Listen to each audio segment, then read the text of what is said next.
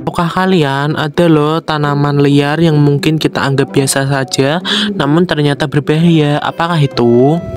Ya, jelatang. Jelatang adalah jenis tumbuhan yang dikenal karena memiliki rambut-rambut halus yang mengandung senyawa iritan. Sentuhan pada rambut-rambut ini dapat menyebabkan rasa gatal, kemerahan, dan sensasi terbakar pada kulit. Jelatang adalah tanaman liar yang tumbuh di berbagai wilayah beriklim sedang. Rambut-rambut halus pada jelatang mengandung senyawa seperti histamin, asetilkolin, serotonin, leukotrin, dan asam format. Senyawa ini dapat menyebabkan iritasi dan rasa gatal jika disentuh. Jika termakan, jelatang dapat menyebabkan iritasi pada mulut dan tenggorokan, mual, muntah, dan diare. Dalam beberapa kasus, konsumsi jelatang dapat menyebabkan reaksi alergi, bahkan yang serius dan mengancam nyawa.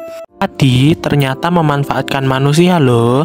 Bisa dibilang padi memanfaatkan manusia dalam artian simbiosis mutualisme. Artinya baik padi maupun manusia sama-sama mendapatkan keuntungan dari hubungan mereka. Kok bisa sih padi memanfaatkan manusia? Padi memanfaatkan manusia dengan cara manusia menyediakan lahan, menyediakan air, memberikan pupuk dan pestisida, memanen dan menyebarkan benih, sehingga padi bisa berkembang biak. Manusia mendapatkan keuntungan dari padi dengan cara 1. Padi sebagai makanan pokok, 2. Sumber penghidupan banyak orang, 3. Sebagai bahan baku industri. Padi juga digunakan sebagai bahan baku untuk menghasilkan berbagai produk seperti tepung beras, nasi instan, dan minuman beralkohol. Nasi bisa menangis loh. Tahukah kalian bahwa orang Jawa, Sunda, dan Bali dulunya mempercayai bahwa Dewi Sri adalah Dewi Padi dan kesuburan. Dia dianggap sebagai pelindung panen dan sumber kehidupan. Kalimat "habiskan nasinya, nanti Mbok Sri nangis" merupakan ungkapan yang bertujuan untuk mengajarkan anak-anak agar menghargai makanan dan tidak membuangnya. Dalam hal ini, Dewi Sri sebagai simbol yang melambangkan kemakmuran dan kesejahteraan. Padi yang menjadi makanan pokok bagi masyarakat Jawa, Bali, dan Sunda dianggap sebagai anugerah dari Dewi Sri. Ungkapan "nanti Mbok Sri nangis" mengandung makna bahwa membuang makanan sama saja dengan menyia-nyiakan anugerah Dewi Sri. Hal ini dapat membuat Dewi Sri sedih dan berdampak buruk pada panen di masa depan. Ungkapan ini juga merupakan bagian dari tradisi dan nilai-nilai budaya yang diturunkan dari generasi ke generasi. Tujuannya adalah untuk menanamkan rasa syukur dan menghargai makanan serta mengajarkan anak-anak untuk tidak membuang-buang makanan. Tahukah kalian, ternyata ada pahlawan emansipasi wanita sebelum Kartini. Meskipun Raden Ajeng Kartini dikenal luas sebagai pahlawan emansipasi wanita di Indonesia, ada beberapa tokoh perempuan sebelum masa Kartini yang juga memperjuangkan hak-hak perempuan. Berikut adalah beberapa contohnya.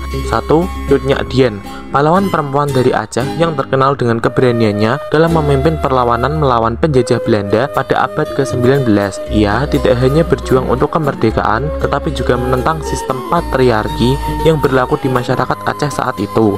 2. Nyai Ahmad Dahlan, istri dari pendiri Muhammadiyah, Kiai Haji Ahmad Dahlan. Ia aktif dalam gerakan pendidikan dan sosial di kalangan perempuan. Nyai Ahmad Dahlan juga berperan penting dalam memperjuangkan hak-hak perempuan dalam agama Islam.